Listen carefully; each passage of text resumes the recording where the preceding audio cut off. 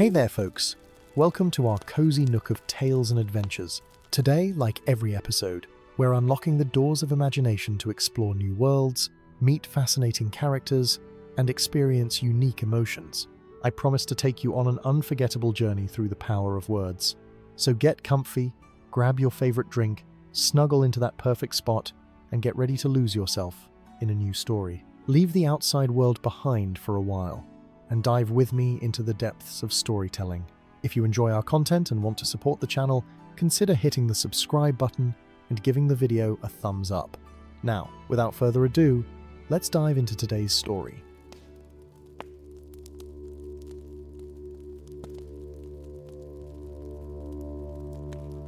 In the days before the Great Quest, when the shadow had not yet fully awakened and the Shire still slumbered in innocent peace, there lived in Bag End a young hobbit named Frodo Baggins.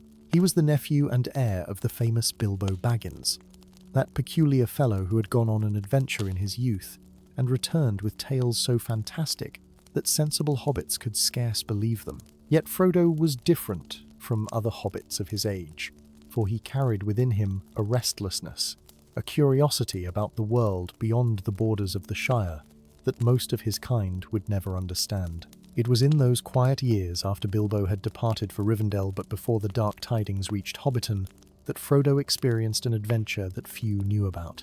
An adventure that would, in its own small way, prepare him for the trials that lay ahead.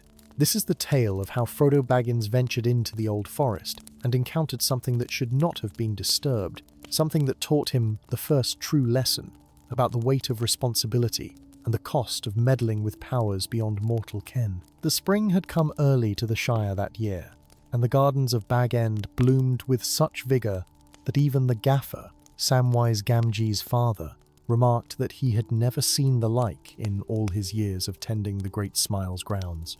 The apple trees hung heavy with blossoms, and the air was thick with the scent of growing things. It should have been a time of joy and celebration, yet Frodo found himself troubled by dreams. Night after night, he would wake in the small hours before dawn, his heart racing, haunted by visions of dark trees that whispered secrets in voices too old for the world.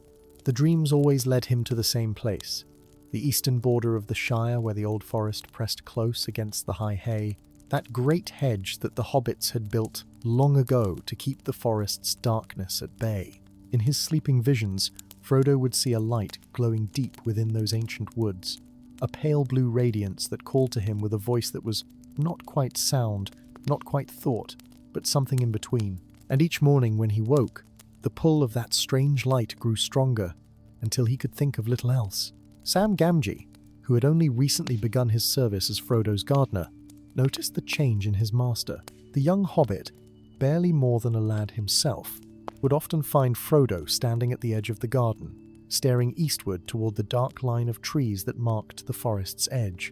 Sam's concern grew with each passing day, for he had heard the old tales, the warnings passed down from generation to generation about the Old Forest and the things that dwelt within its shadowed depth. One evening, as the sun painted the sky in shades of amber and rose, Sam gathered his courage and approached his master. Frodo stood at the garden gate, his blue eyes fixed on the distant tree line, and there was such longing in his face that Sam's heart ached to see it.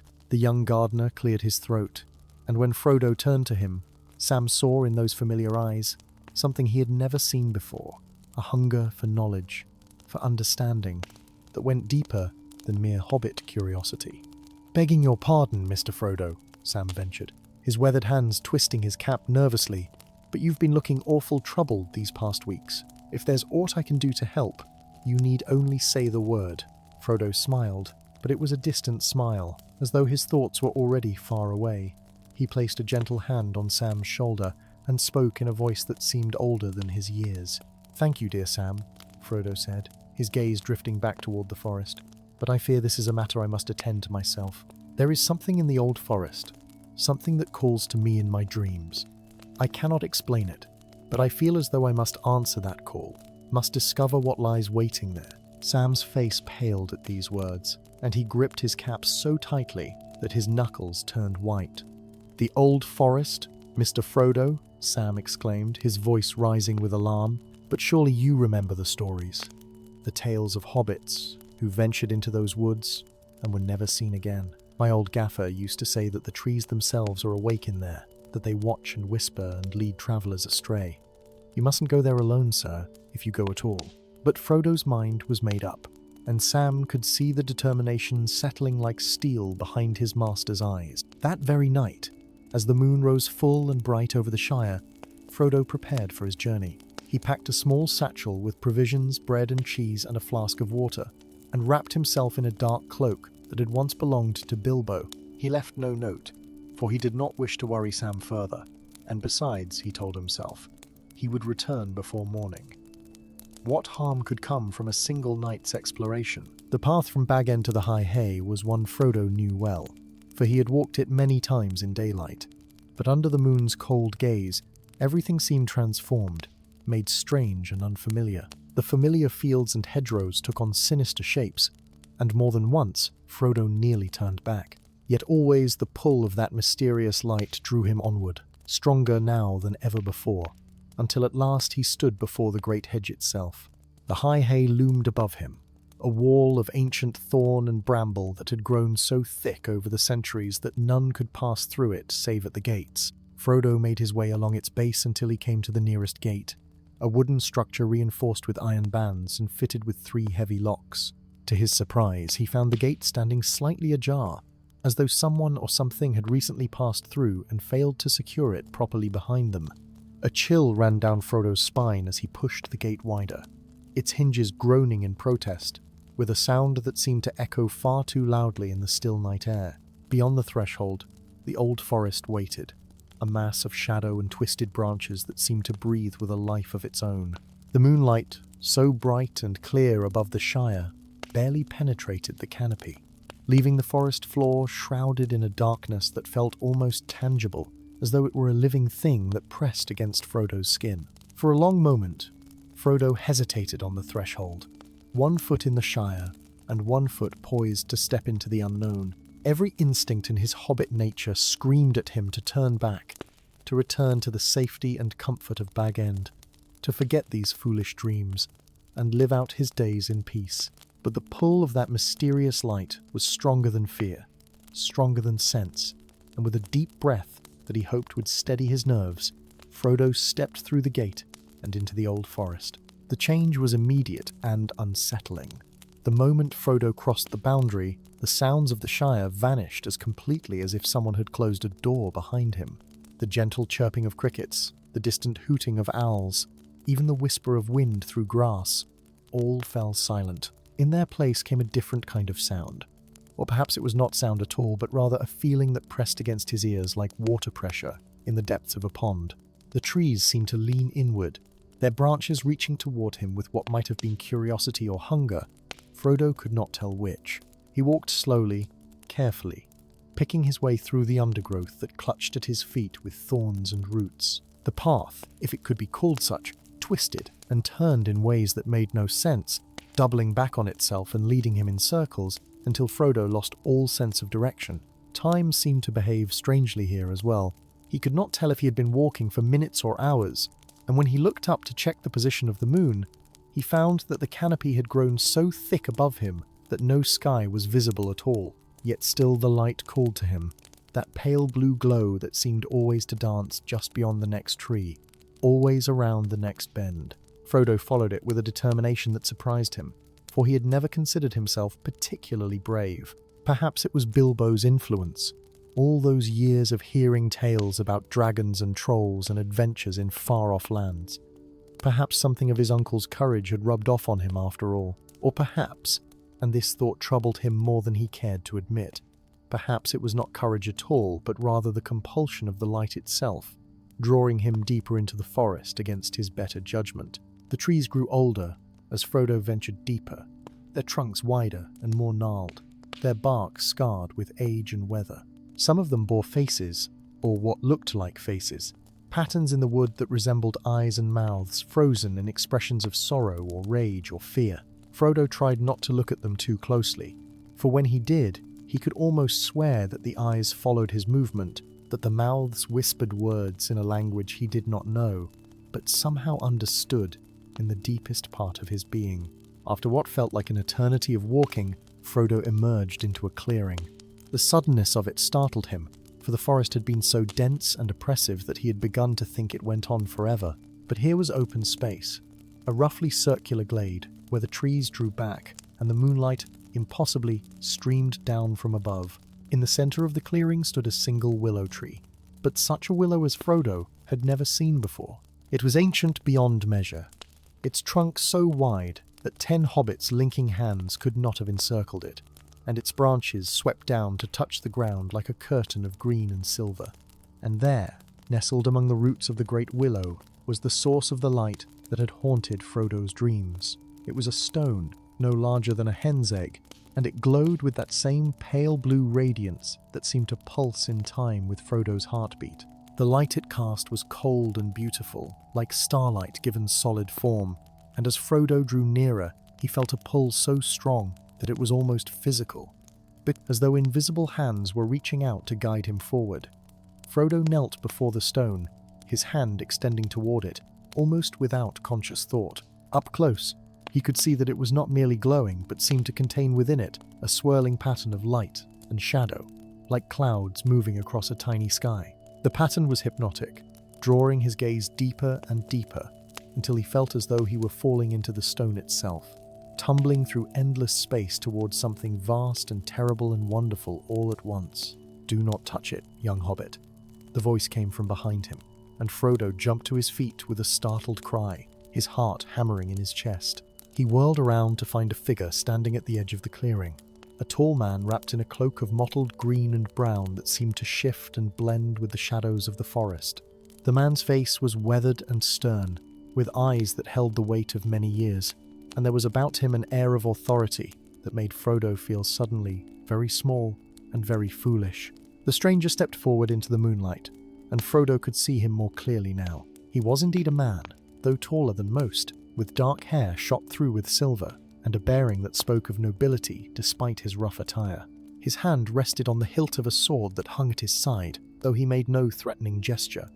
Instead, he regarded Frodo with an expression that mingled concern with something that might have been pity. "Who are you?" Frodo managed to stammer, his voice sounding thin and tremulous in the oppressive stillness of the clearing. "And how do you know what I am?" The stranger's lips curved into the faintest hint of a smile, though his eyes remained grave and watchful. "I am called Strider by some," the man replied, his voice low and measured, "though that is not the name my mother gave me. As for knowing what you are, the answer is simple enough.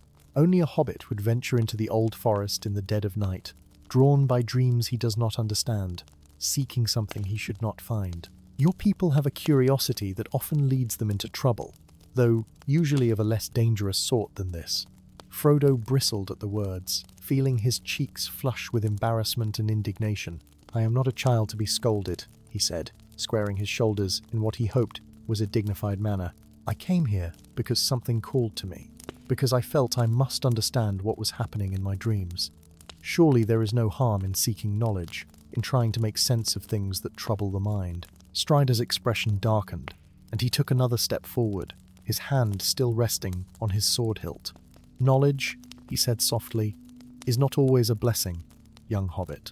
There are some things in this world that mortals were never meant to know, some powers that were buried and hidden for good reason. That stone you are about to touch is one such thing. It is a fragment of the old magic from the days before the sun and moon, when darker powers walked the earth. To touch it would be to invite doom upon yourself and perhaps upon all the Shire." Frodo glanced back at the stone, still pulsing with its hypnotic blue light, and felt the pull of it like a physical ache in his chest. "But it called to me in my dreams," he protested weakly. "Why would it do that, if I am not meant to find it? Why would it show itself to me at all?" The stranger moved closer still, until he stood beside Frodo, looking down at the glowing stone with an expression of mingled fascination and revulsion. "Because that is what such things do," he said quietly. "They call to those with the sensitivity to hear them, to those whose hearts are open to wonder and whose minds are curious about the mysteries of the world. The stone does not care about your intentions or your worthiness. It simply seeks to be found, to be taken up, to work its will upon the world once more. And if you were to claim it, the consequences would be terrible beyond imagining." Frodo felt a chill run through him that had nothing to do with the night air. "What is it?" he asked, his voice barely above a whisper. "What power does it hold?" Strider was silent for a long moment, his gaze fixed on the stone, and when he finally spoke, his words carried the weight of ancient sorrow. "It is called a shadow stone," he said, "one of 7 that were crafted in the Elder Days by those who served the first Dark Lord. Each stone was designed to corrupt and dominate, to turn its bearers' thoughts toward darkness and despair. They were thought to be lost, scattered, and hidden in the deep places of the earth after the War of Wrath. But it seems that at least one found its way here, to the old forest, where it has slept beneath this willow for untold ages." The willow tree itself seemed to shudder at these words, its branches rustling though there was no wind. Frodo took an involuntary step backward, suddenly aware of how isolated he was, how far from help or safety. The forest, that had seemed merely strange and unsettling, now felt actively malevolent, as though every tree and shadow conspired to keep him trapped in this clearing. "But if it is so dangerous," Frodo asked, his practical hobbit nature reasserting itself despite his fear, "why has it not been destroyed? Surely someone must have known it was here." "The forest is old, but it is not so far from the Shire that it goes completely unwatched." Strider shook his head, and there was frustration in his gesture. "Destroying such a thing is not so simple," he explained. "The shadow stones were wrought with power that goes beyond mere craft. To destroy one would require knowledge and strength that few in Middle-earth still possess. As for why it has remained hidden, I suspect the willow itself has played a part in that. This is no ordinary tree, but Old Man Willow, a being of great age and strange power. Perhaps it has kept the stone hidden, whether by design or accident, I cannot say. The forest itself may have grown around the stone to contain it, to prevent it from being found." Frodo looked up at the massive willow with new eyes, seeing now not just an ancient tree but something far more complex and potentially dangerous. The branches that hung like curtains suddenly seemed less protective and more imprisoning, as though they might close around him at any moment and hold him fast. His heart began to race again, and he took another step away from the stone, away from the tree, moving closer to Strider as though the ranger's presence might offer some protection. "What should we do?" Frodo asked, surprised to hear the steadiness in his own voice. "We cannot simply leave it here, can we?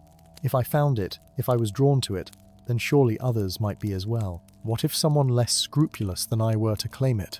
What if it fell into hands that would use its power for evil?" Now Strider's smile was genuine, if tinged with sadness. "You have more wisdom than I credited you with, young Baggins," he said, and Frodo started at hearing his family name spoken by this stranger. "Yes, the stone cannot remain here unguarded, but neither can it be taken up or moved by ordinary means. We must find another way, a way to ensure it remains hidden until such time as those with the power to unmake it can be summoned." The two of them stood in silence for a time. Frodo and the ranger called Strider, both gazing down at the shadow stone as it pulsed with its cold blue light. The willow's branches swayed gently overhead, creating patterns of shadow and moonlight that danced across the clearing floor. Frodo became aware of other sounds now, sounds he had not noticed before in his fascination with the stone. There was a whispering, soft and insidious, coming from the very earth itself. It spoke no words that Frodo could understand, yet somehow he knew it was trying to tell him something, trying to convince him of something important. "Do you hear it?" Frodo asked suddenly, breaking the silence. The whispering. Strider nodded gravely, his weathered face drawn with concern in the pale light. "I hear it," he confirmed.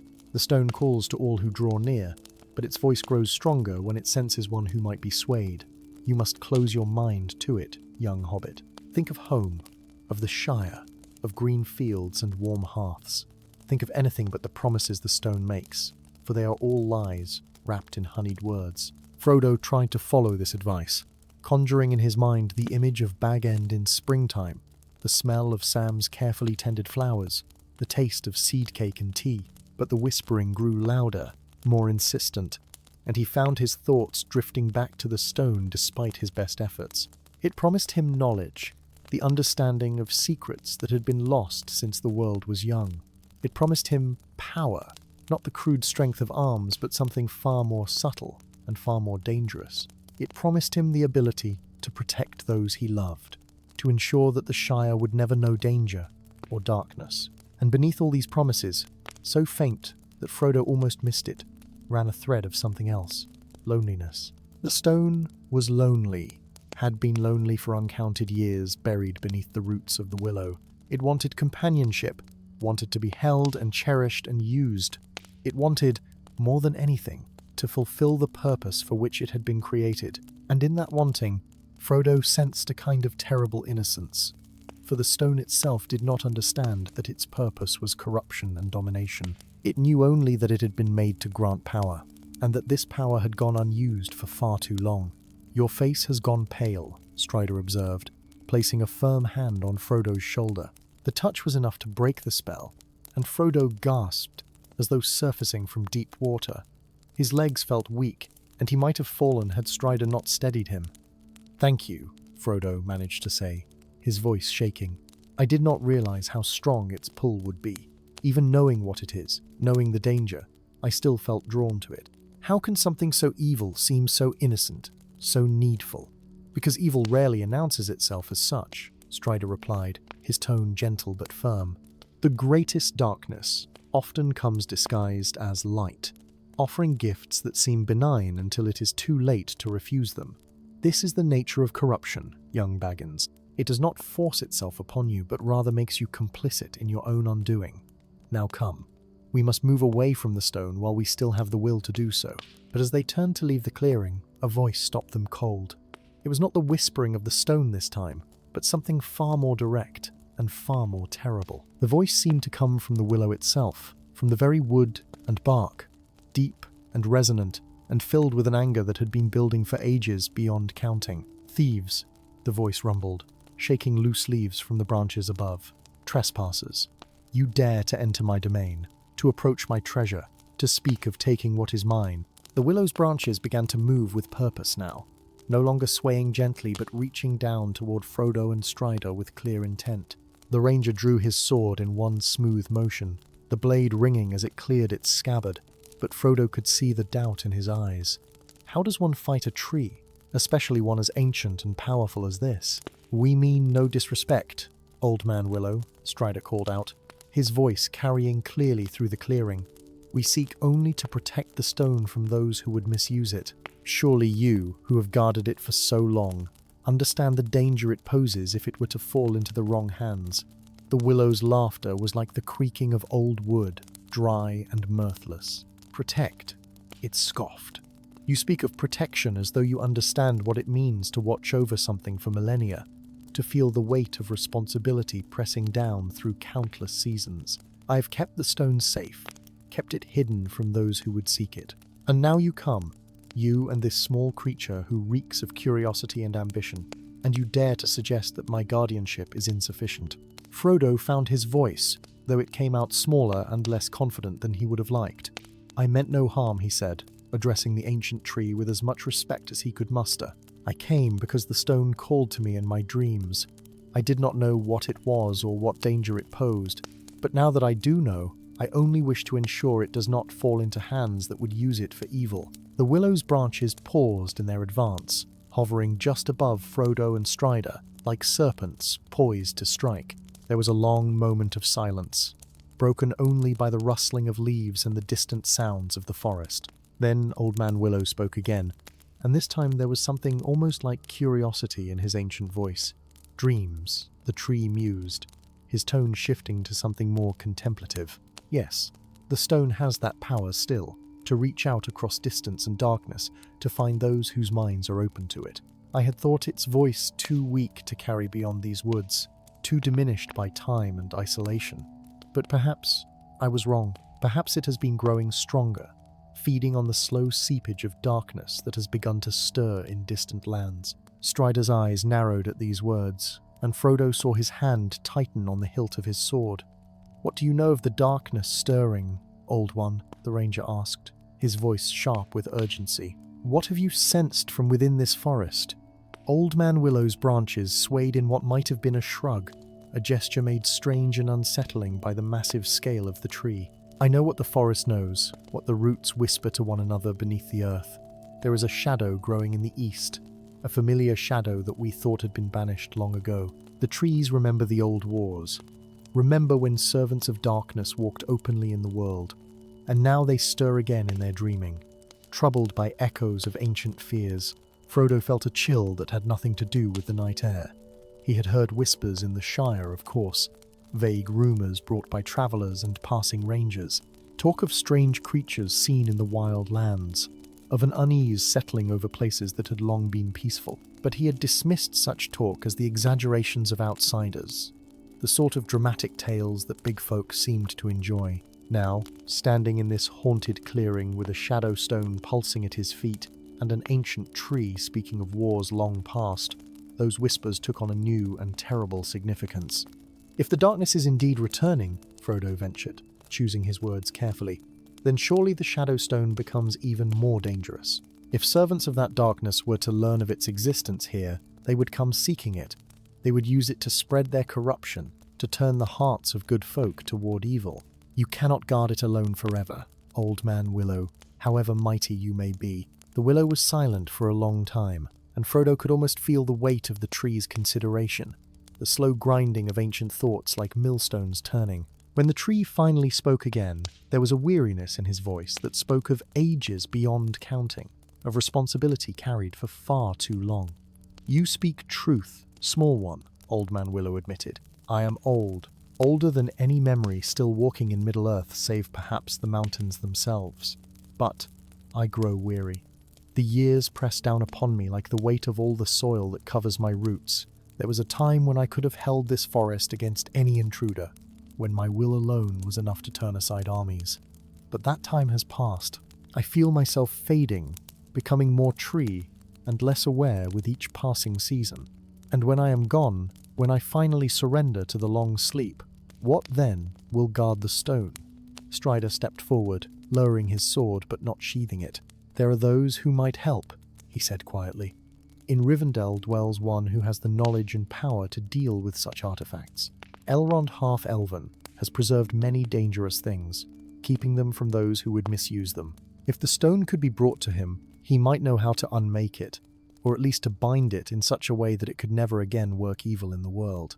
Old Man Willow's branches thrashed suddenly, stirring up a wind that sent leaves swirling through the clearing. Rivendell, the tree hissed, and there was bitter mockery in his tone. You speak of the elven realm, as though it were some sanctuary of light and wisdom. But I remember when the elves first came to these lands, remember their wars and their pride. They brought much beauty into the world, yes, but also much sorrow. Why should I trust them with this burden that I have carried alone for so long? Because you yourself admit that you cannot carry it forever, Frodo interjected, surprised by his own boldness. And because the alternative is to leave it here, growing stronger, as the darkness in the east grows stronger, until someone far less scrupulous than I discovers it. Is that what you want, Old Man Willow? To have your ages of vigilance undone because pride prevented you from seeking help when it was offered? The tree fell silent again, and Frodo held his breath, wondering if he had gone too far. But when Old Man Willow spoke next, there was something almost like respect in his ancient voice. You have courage, little hobbit, Old Man Willow said at last, to speak so plainly to one who could crush you with a single branch. Few of your kind would dare such directness, preferring instead to scurry about their small concerns and leave the great matters of the world to others. Perhaps there is more to you than I first perceived, but courage alone does not solve the problem before us. The stone cannot simply be plucked from the earth, like a mushroom from a meadow. It has taken root here, woven itself into the fabric of this place through long years of slumber. To remove it without proper preparation would be to unleash the very corruption we seek to contain. Strider sheathed his sword, the gesture one of peace and cooperation. Then tell us what must be done, he said. You have guarded this stone through ages that I can scarcely imagine. You must know its nature better than any living thing. What preparation is needed to safely remove it from this place? The willow's branches began to settle, lowering back toward the ground in a gesture that seemed almost contemplative. Frodo found himself relaxing slightly, though he remained acutely aware of the danger that surrounded them. The tree was considering their proposal, and that was more than he had dared hope for when those massive branches had first reached toward them with such menace. The stone must be cleansed before it can be moved, Old Man Willow explained, his voice taking on a quality that reminded Frodo of the old tales.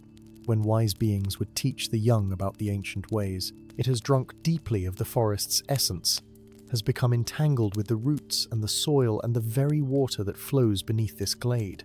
To simply tear it free would leave wounds in the earth itself, wounds through which the stone's corruption would continue to seep. No, there must be a ritual of unbinding, a severing of the connections that have grown over the long years.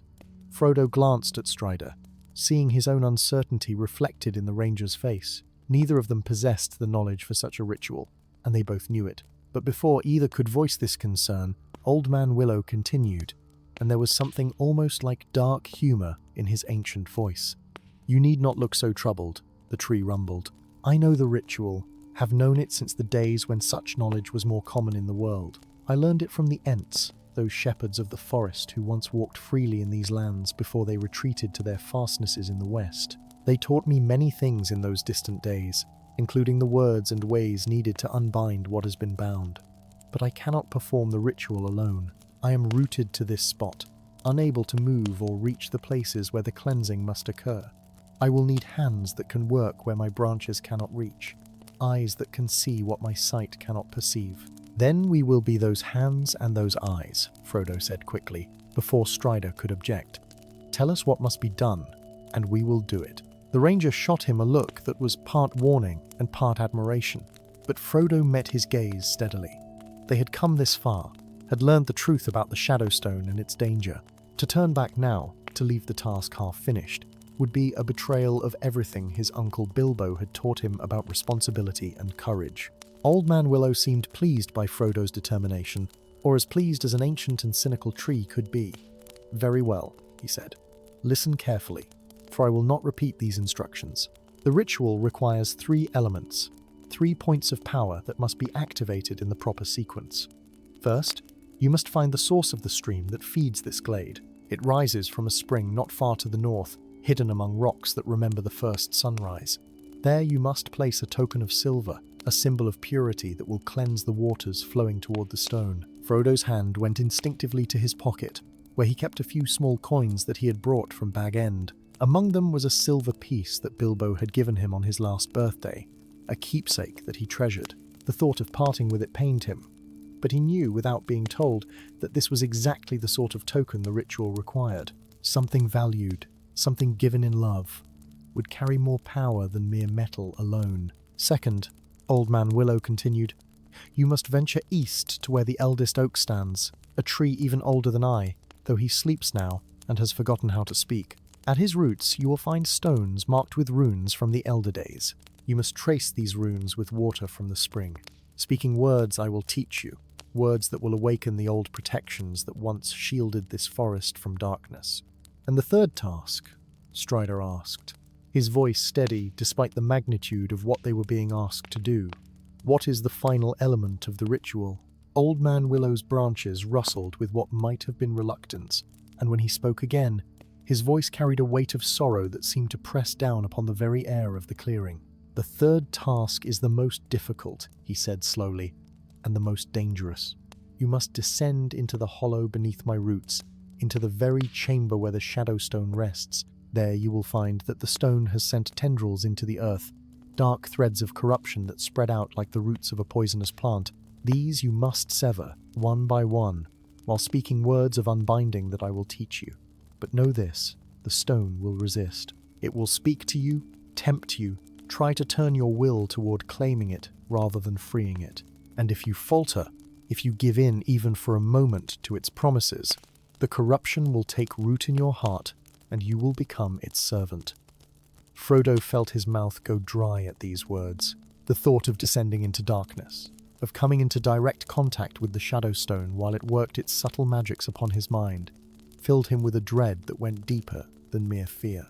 Yet he had committed himself to this path, and he would not turn back now. He straightened his shoulders and met Old Man Willow's gaze, or at least the impression of a gaze that seemed to emanate from the ancient tree. "I will do what must be done," Frodo said, his voice firmer than he felt. "But I would ask one thing. If the stone's voice becomes too strong, if I seem on the verge of succumbing to its temptation, I would have Strider pull me from that place by force if necessary. Better to fail in the task than to become a servant of darkness." Strider placed a hand on Frodo's shoulder, and there was both respect and concern in his weathered face. "You have my word, young Baggins," the ranger said quietly. "I will watch over you, and if I see the shadow taking hold, I will pull you free even if I must drag you kicking and screaming from that accursed hole. But I have faith that it will not come to that. There is a strength in you that I suspect even you do not fully recognize, a resilience that comes not from power, but from something deeper and more enduring." Old Man Willow made a sound that might have been approval, or might simply have been the creaking of ancient wood. "Now then," he said, his tone becoming more businesslike, "we have no time to waste. The night grows old, and these tasks must be completed before dawn. The light of day will weaken the bindings, make the ritual less effective. You must move quickly and with purpose. First, go north to the spring. The ranger knows the way, I think. He has walked these woods before, though he thought himself unobserved." Strider had the grace to look slightly embarrassed at this revelation, but he nodded in acknowledgement. "I have indeed walked here," he admitted, "keeping watch over the borders of the Shire as my kinsmen have done for generations. The spring is perhaps a quarter-hour's walk, if we make good time. Come, Frodo, let us begin." Before they departed, Old Man Willow taught them the words they would need, ancient phrases in a language that predated even the Elvish tongues, words that seemed to resonate with power when spoken aloud. Frodo repeated them carefully, committing them to memory with the same attention to detail he had once applied to learning his letters. The words felt strange on his tongue, heavy and significant, as though each syllable carried more weight than ordinary speech. The journey to the spring was indeed brief, though it felt longer in the oppressive darkness of the forest. Strider led the way with the confidence of one who knew these paths well, and Frodo followed close behind, acutely aware of the sounds around them. The forest seemed to be watching their progress, the trees leaning in as they passed, branches rustling with whispered commentary in languages Frodo could not understand. The spring, when they reached it, was a small pool of crystal-clear water, bubbling up from between ancient stones. The rocks were indeed marked with the weathering of ages, their surfaces smooth and worn, and in the moonlight that somehow penetrated even here, Frodo could see patterns that might have been natural or might have been carved by hands long turned to dust. He knelt beside the spring, pulling the silver coin from his pocket and holding it up to catch what little light there was. "This was my uncle's gift to me," Frodo said softly, speaking to Strider but also to the spring itself, to the forest, to whatever powers might be listening. "He gave it to me on my birthday, told me to keep it as a reminder that even the smallest person can change the course of the future. I offer it now in hope that it might serve a greater purpose than mere sentiment."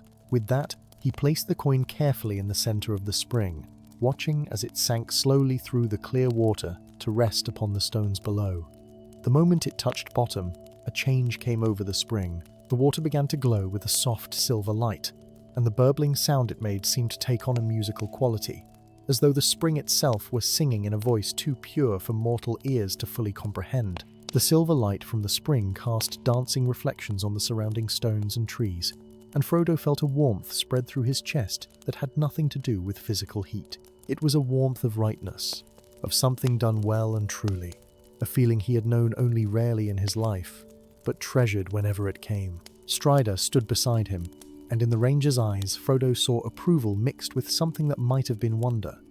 "Well done, young hobbit," Strider said quietly. "That was no small sacrifice you made, giving up your uncle's gift, but I think Bilbo would be proud to know his present served such a purpose.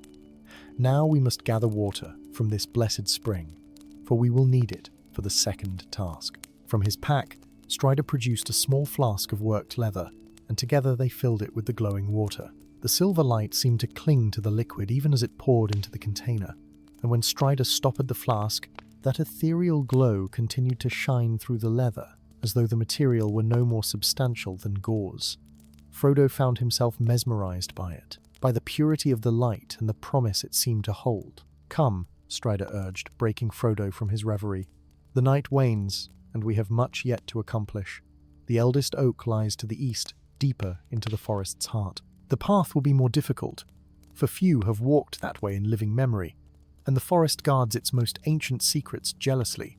They set off once more, leaving the spring behind, though its silver light seemed to linger in Frodo's vision long after they had passed beyond sight of it. The path eastward was indeed more treacherous than any they had yet traversed. Roots rose from the earth like grasping fingers, and thorned vines hung in curtains across their way. More than once Frodo stumbled, catching himself on tree trunks that felt unnaturally warm beneath his hands, as though some life force pulsed within them stronger than should exist in mere wood. The trees grew larger as they ventured deeper, their trunks wider and their canopies higher, until Frodo felt as though he walked through the pillars of some vast cathedral. The air itself seemed thicker here, laden with the scent of ancient growth and slow decay. The eternal cycle of the forest made manifest in every breath. Strange sounds echoed through the darkness, not threatening exactly but otherworldly, reminding Frodo that he walked in a place that existed according to rules far older than the comfortable order of the Shire. After what felt like hours but might have been mere minutes, time flowing strangely in this haunted wood, Strider halted and pointed ahead. There, the ranger whispered, his voice filled with awe. The eldest oak. Frodo looked and felt his breath catch in his throat. The tree that rose before them was beyond massive, beyond ancient, beyond any words that Frodo knew to describe it. Its trunk was so wide that Bag End itself could have fit within its girth with room to spare, and its branches spread overhead like the rafters of the sky itself. The bark was deeply furrowed with age, marked with patterns that spoke of centuries beyond counting. And though Old Man Willow had said this oak slept and no longer spoke, Frodo could feel the weight of its presence pressing down upon him like a physical force. At the base of the great tree, half hidden by moss and fallen leaves, Frodo could see what Old Man Willow had described. Stones arranged in a pattern, their surfaces carved with runes that seemed to shift and flow in the uncertain moonlight. The marks were unlike any writing Frodo had seen, more ancient than the elvish script that Bilbo had taught him, more primal and powerful. Looking at them made his eyes ache and his head spin, as though the runes themselves resisted mortal comprehension. Strider uncorked the flask of spring water, and immediately the clearing was bathed in that same soft silver light. The runes on the stones seemed to respond to it, glowing faintly, as though recognizing something long forgotten. "Remember the words Old Man Willow taught you," Strider said, handing the flask to Frodo. "You must trace each rune with the blessed water while speaking the words of awakening. Take your time. Be precise. The ritual will not work if the runes are traced incorrectly or the words spoken out of order." Frodo took the flask with trembling hands, feeling the weight of responsibility settle upon his shoulders like a heavy cloak. He knelt before the first stone, studying the rune carved upon its surface. It resembled a tree, or perhaps a river, or perhaps both at once, the meaning shifting depending on how he looked at it. Taking a deep breath to steady himself, Frodo dipped his finger in the blessed water and began to trace the rune's outline. The moment his wet finger touched the stone, he felt a jolt of power run through him, not painful, but startling in its intensity. The rune began to glow brighter, and Frodo spoke the first word of the ritual, his voice sounding strange and echoing in his own ears. The word resonated with the rune, with the stone, with the very earth beneath his knees, and he felt something ancient stirring in response. One by one, Frodo traced the remaining runes, 11 in total, each one responding to the blessed water and the ritual words with increasing intensity. By the time he reached the final rune, the entire circle of stones blazed with silver light, and the air itself seemed to hum with power. The eldest oak, silent and sleeping for untold ages, gave a great shudder that sent leaves cascading down like rain.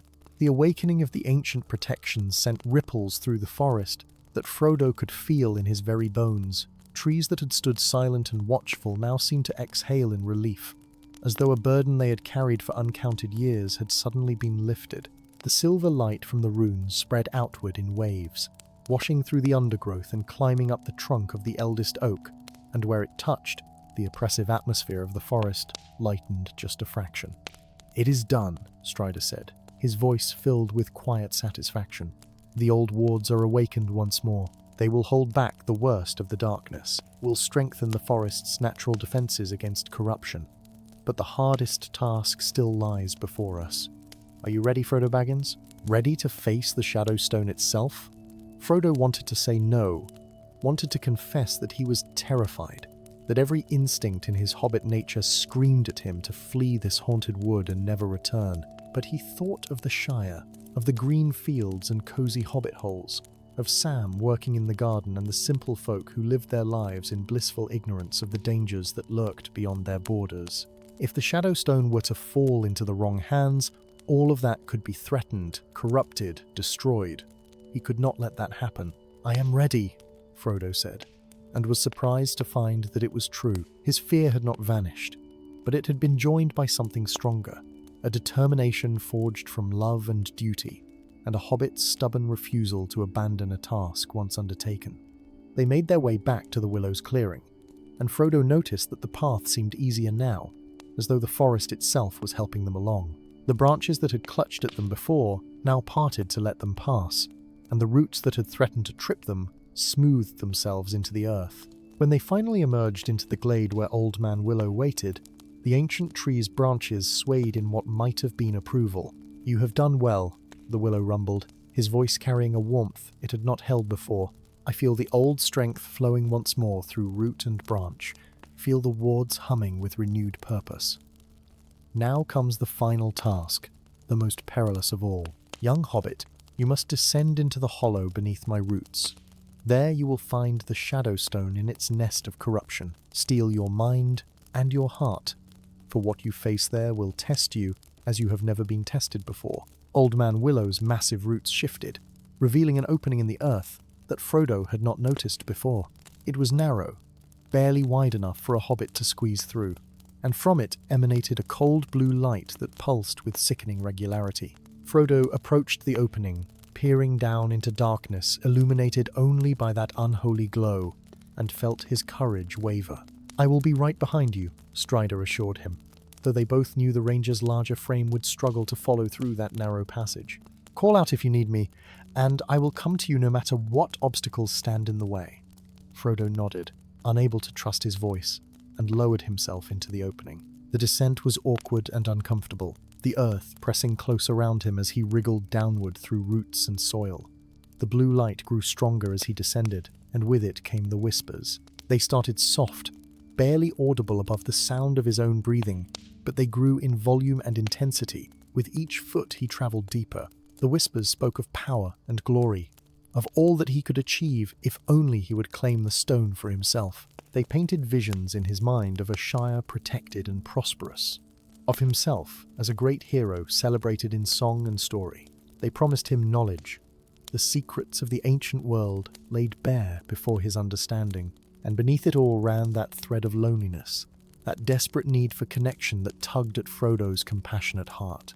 At last he emerged into a chamber, a hollow space carved out beneath the willow's roots, and there, resting on a bed of black tendrils that spread out in all directions like veins of corruption, lay the Shadow Stone. Up close it was even more beautiful and terrible than it had appeared from above, its surface swirling with patterns of light and darkness that seemed to contain entire worlds within their dance. Frodo forced himself to look away from the stone itself and focus on the task at hand. The tendrils, just as Old Man Willow had described, stretched out into the earth in every direction, pulsing with that same cold blue light. There were dozens of them, some as thick as his wrist, and others fine as spider silk, and all of them would need to be severed before the stone could be safely removed. He began to speak the words of unbinding, his voice steady despite the fear that threatened to choke him. As he spoke, he reached out with his bare hands, for Old Man Willow had warned him that no tool or weapon could sever these connections. Only living flesh, only the direct touch of one who willingly undertook the task, could break the bonds the stone had formed. The moment his fingers closed around the first tendril, pain shot through Frodo's hand like lightning. But it was more than physical pain. It was a spiritual agony, a burning that seemed to sear his very soul. The stone's whispers became screams, raging at him for daring to undo its work, promising torments beyond imagining if he continued. But Frodo held fast, continuing to speak the words of unbinding, even as tears of pain streamed down his face. The tendril withered in his grasp, blackening and crumbling to dust, and he reached for the next one, and the next, working his way methodically around the chamber. Each severing was agony. Each touch of those corrupted roots sent waves of spiritual poison through his body, but he did not stop. The Shadow Stone's whispers changed tactics, becoming pleading rather than threatening. It spoke to him of all the good he could do with its power, all the suffering he could prevent, all the darkness he could turn aside. It showed him visions of the future, glimpses of the trials that awaited him, and promised that with the stone's strength he could overcome them all. And in those visions, Frodo saw truth mixed with lies, saw real dangers that would one day come to pass, and the temptation to take up the stone grew almost overwhelming. In that moment of weakness, Frodo thought of Bilbo. He remembered his uncle's stories of the dragon Smaug, of the Arkenstone and the madness it had bred in those who coveted it. He remembered Bilbo's warnings about the seductive nature of power, how it promised to serve even as it enslaved. And he remembered something else, something Bilbo had said to him on a quiet evening long ago. The greatest strength, Bilbo had told him, is not in taking power, but in refusing it.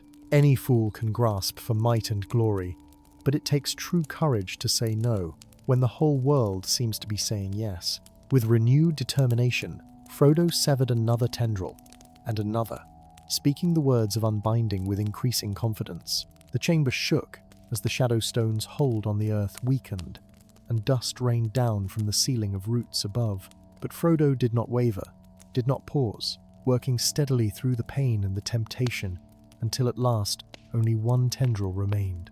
This final connection was the thickest of all, pulsing with concentrated corruption that made the very air around it shimmer like heat rising from stone. Frodo could feel the stone's desperation now, its fear of being cut loose from the earth that had sustained it for so long. The whispers became a cacophony of voices, all speaking at once, promising, threatening, pleading, demanding. But beneath it all, Frodo heard that thread of loneliness once more. And despite everything, despite the pain and the danger and the evil the stone represented, he felt a moment of pity for it. "I am sorry," Frodo said softly, speaking directly to the stone for the first time. "Sorry that you were made for this purpose. Sorry that you have known nothing but isolation and corruption for all the long years of your existence. But I cannot let you continue. Too much depends on your silence. Too many innocent lives would be destroyed if you were to work your will upon the world once more." And with those words, he grasped the final tendril and spoke the last words of unbinding. The pain was beyond anything he had yet experienced, a searing agony that seemed to split his mind in two, but he held on, even as the chamber erupted in blinding blue light, even as the very earth convulsed beneath him. The tendril crumbled to ash in his hands, and suddenly the chamber was filled with silver light as the protections they had awakened rushed in to fill the void left by the stone's corruption. Frodo collapsed, barely conscious, and felt strong hands lifting him. Strider had somehow forced his way through the narrow passage, and now carried Frodo up out of the hollow, back into the blessed air of the clearing. Old Man Willow's branches formed a canopy above them, and through the leaves Frodo could see the first pale light of dawn touching the eastern sky. "It is done," Old Man Willow said, and there was wonder in his ancient voice. "The stone is unbound, severed from its anchor in the earth. I can feel the corruption draining away, flowing back into the stone itself where it can be contained. You have succeeded, young hobbit, succeeded where many stronger and wiser than you would have failed." Strider lowered Frodo gently to the ground, and the hobbit saw that the ranger held something wrapped in a cloth that glowed with faint silver light. The Shadow Stone, now bound and contained by the protections they had awakened, ready to be transported to Rivendell, where Elrond could deal with it properly. The blue glow had faded from it, and what remained was merely a dark stone, inert and powerless. The forest itself seemed changed, lighter somehow, as though a weight had been lifted from its ancient shoulders. The journey back to the Shire passed in a blur for Frodo, exhausted as he was from the night's trials. Strider supported him when he stumbled, spoke words of encouragement when his strength flagged, and by the time they reached the high hay, the sun stood high in a clear blue sky. At the gate, Strider paused and looked down at Frodo with an expression the hobbit could not quite read. "You have done a great thing this night," he said quietly. "Greater, perhaps, than you know. The strength you showed, the courage to face temptation and refuse its call, these are rare gifts in any age. Remember this night, Frodo Baggins, when the trials of the future press down upon you. Remember that you have already proven yourself capable of bearing burdens that would crush lesser folk." And with those cryptic words, Strider departed, heading north with his precious burden, while Frodo made his way home to Bag End. Sam was waiting at the gate, worry etched on his honest face, and Frodo smiled to see him. He would tell no one of this adventure, would keep it locked in his heart as a secret between himself and the old forest. But when the darkness came, as he somehow knew it would, he would remember. He would remember the Shadowstone and the choice he had made, and draw strength from the knowledge that he had already faced corruption and emerged victorious.